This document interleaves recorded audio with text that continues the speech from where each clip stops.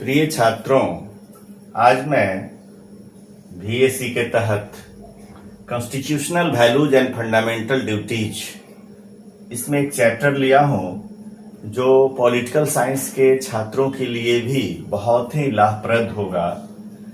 Is Indian constitution is federal? एक question मैंने छात्रों की तरफ से रखा है। अब मैं इसका आंसर दे रहा हूं, आप ध्यान से सुनेंगे। अगर आपने अब तक मेरे चैनल को सब्सक्राइब नहीं किया है तो आप सब्सक्राइब करेंगे और क्रमशः मेरा वीडियो आपके पास पहुंचता रहेगा। अब यहां पर मूल तत्व है फेडरल। फेडरल का अर्थ क्या होता है सो समझ लीजिए। फेडरल का अर्थ होता है संघात्मक। ठीक है। अब संघात्मक की विशेषता क्या है कि राज्य सरकार और केंद्र सरकार दो स्तर की सरकारें होती हैं। एक केंद्र की सरकार होती है सेंट्रल गवर्नमेंट और एक राज्य की सरकार होती है स्टेट गवर्नमेंट। ये संघात्मक का पहला लक्षण है। दोनों के अलग अलग प्रधान होते हैं, दोनों के अधिकारों का बंटवारा होता है, सेपरेशन ऑफ पावर्स होता है, डिस्ट्रीब्यूशन ऑफ पावर्स होता है। ये संघात्मक का लक्षण है। तो भारत के संविधान को जब देखते हैं या भारतीय स्थिति को, भारतीय राजनीति को, तो बिल्कुल यह सही जान पड़ता है। यह संघात्मक व्यवस्था है। यहाँ केंद्र की अलग सरकार है, उसके प्रधान नरेंद्र मोदी हैं संप्रति, और राज्य की अलग सरकार है जो हमारे राज्य के प्रधान माननीय नीतीश कुमार जी हैं। उसी तरह से और भारतीय संविधान के आर्टिकल 1 से हम शुरू करते हैं। तो भारतीय संविधान का जो आर्टिकल 1 है, यानी जिसको अनुच्छेद कहते हैं, आर्टिकल को हिंदी में अनुच्छेद, उसमें लिखा हुआ है कि India that is Bharat, India that is Bharat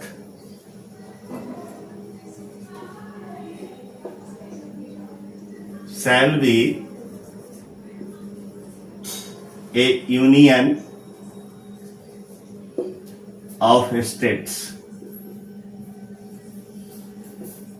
ये आर्टिकल 1 है कि इंडिया जो कि भारत के नाम से मशहूर है, प्रसिद्ध है, या भारत के नाम से जाना जाता है, वह राज्यों का एक संघ होगा। Union of states shall be a union of states। ये आर्टिकल 1 है।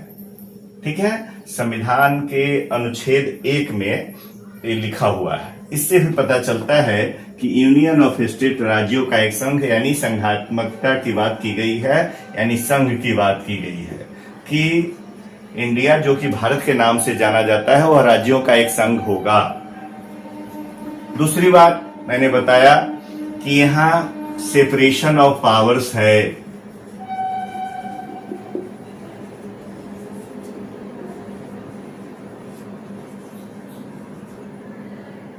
यानी शक्ति का बंटवारा है।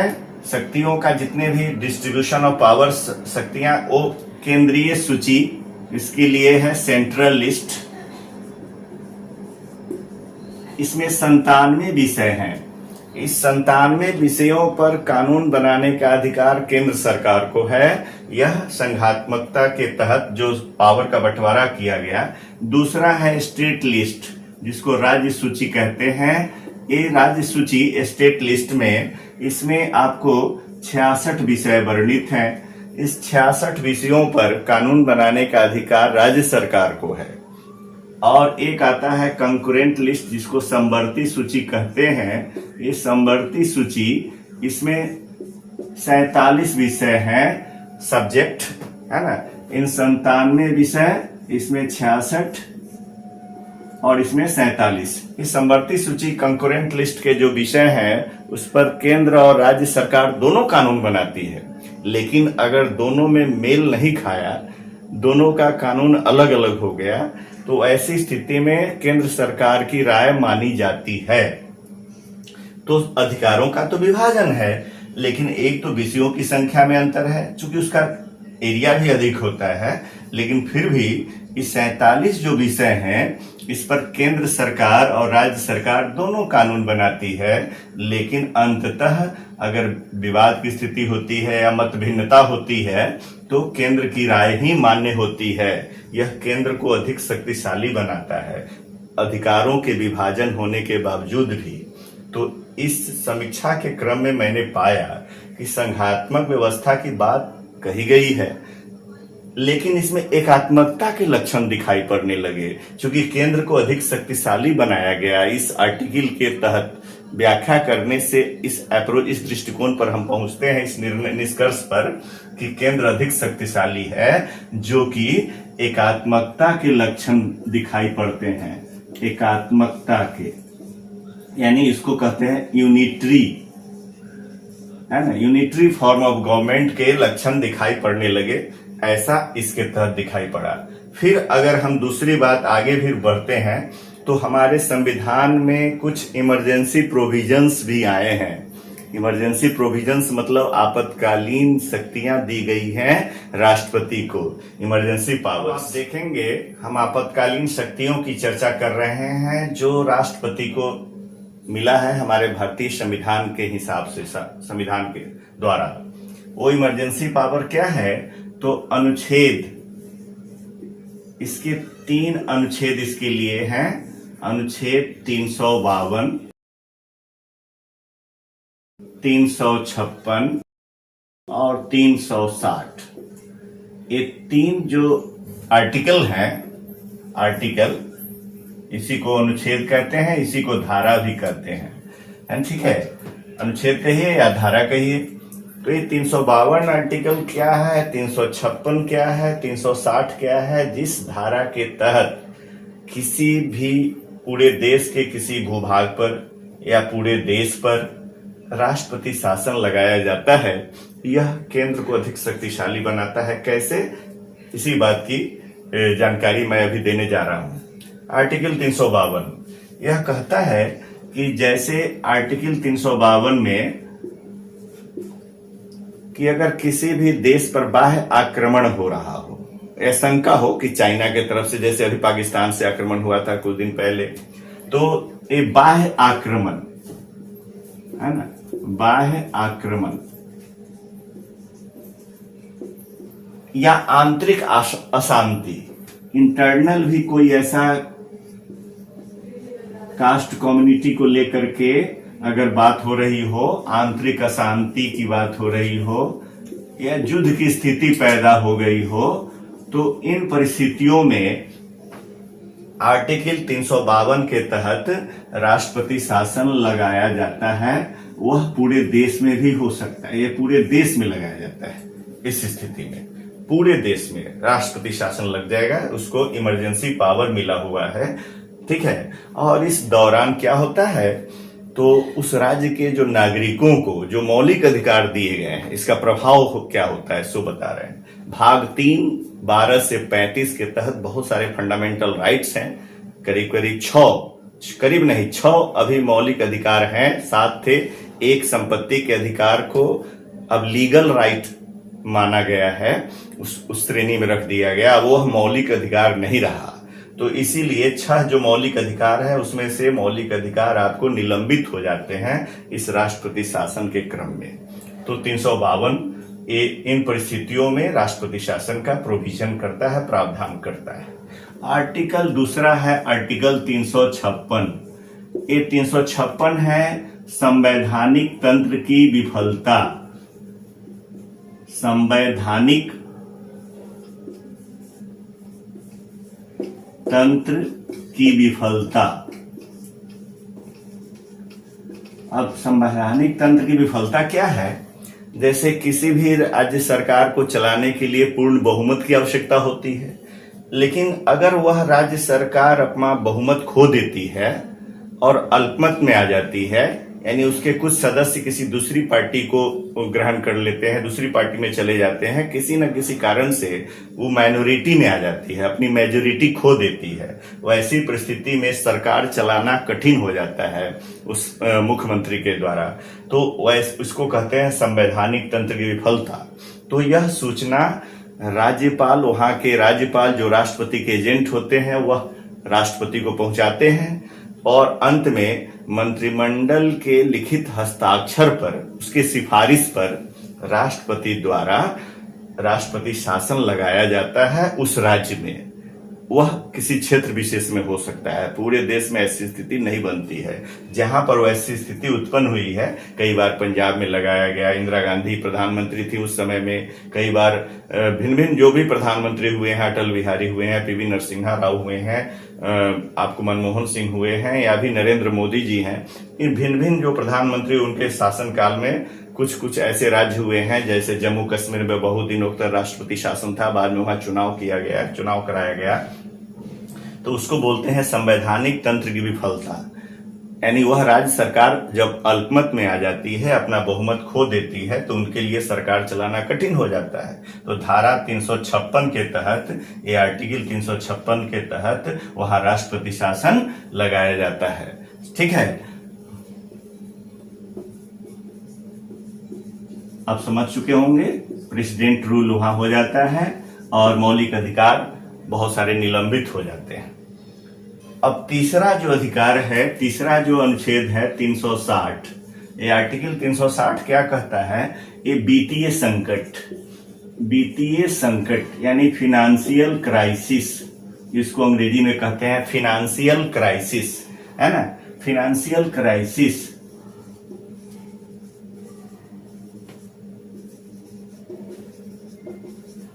तो वित्तीय संकट क्या होता है, जब राज्य सरकार अपने कर्मचारियों को समय पर वेतन नहीं दे पाती है, वहां के बैंक दिवालियापन की तरफ अग्रसर हो जाता है। यह जो जांच रिपोर्ट है कैग का या और भी, उसके आधार पर पता चलता है कि वहां वित्तीय संकट की स्थिति है। धारा 360 के तहत वहां पर राष्ट्रपति शासन लगा दिया जाता है। ये आपको धारा 360 यही कहता है कि वित्तीय संकट की स्थिति में आप 360 धारा के तहत वहां राष्ट्रपति शासन लगता है। ये आपातकालीन शक्तियां दी गई है।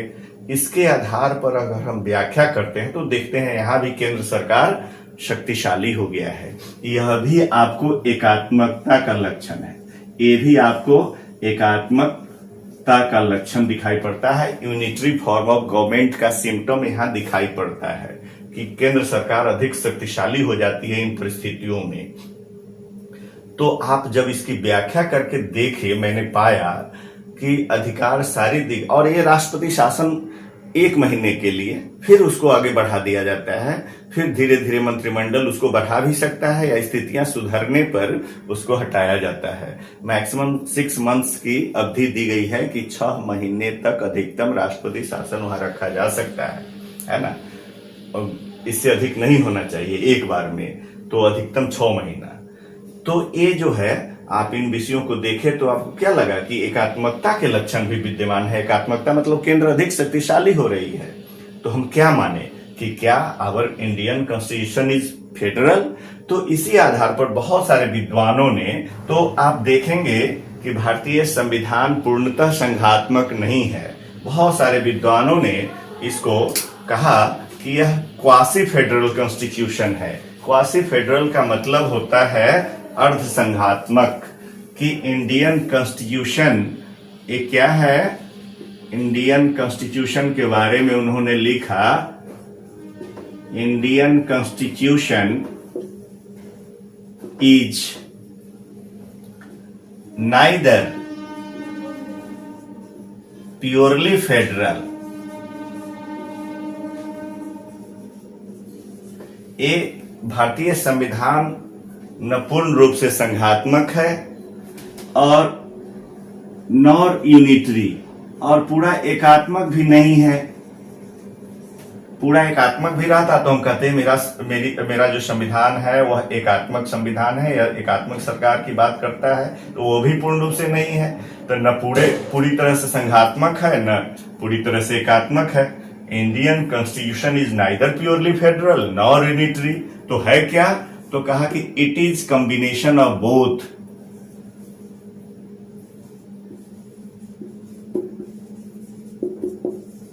It is combination of both, it means यह क्या है? दोनों का सम्मिश्रण है। यानी फेडरल भी है और यूनिटरी भी है। तो आप क्या कहेंगे? In other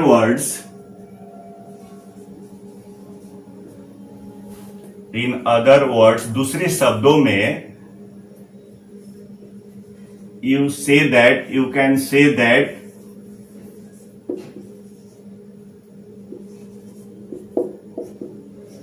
it is quasi-federal.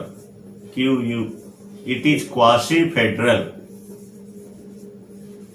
यानी क्वासी फेडरल कहते हैं अर्ध संघात्मक। चूंकि बनाया तो संघात्मक है, तो अर्ध एकात्मक हम नहीं कह सकते हैं, इसको अर्ध संघात्मक कहेंगे।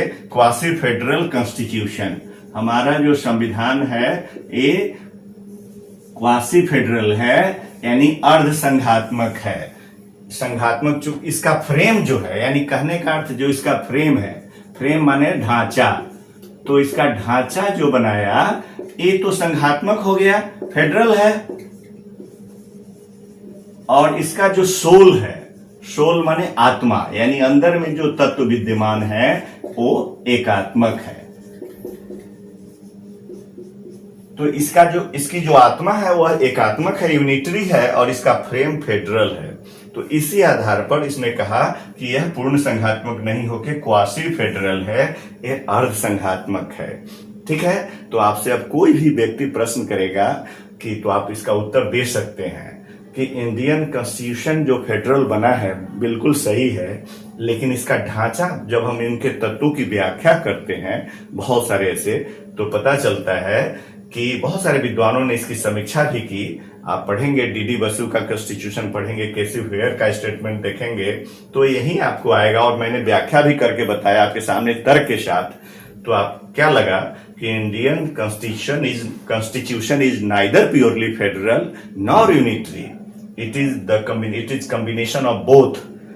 In other words, you can say that it is quasi federal constitution. यह अर्ध संघात्मक संविधान है, अर्ध संघात्मकता के लक्षण दिखाई पड़े यूनिटरी फॉर्म के, इसलिए फ्रेम का अर्थ होता है ढांचा, तो ढांचा इसका फेडरल है और सोल आत्मा इसकी यूनिटरी है।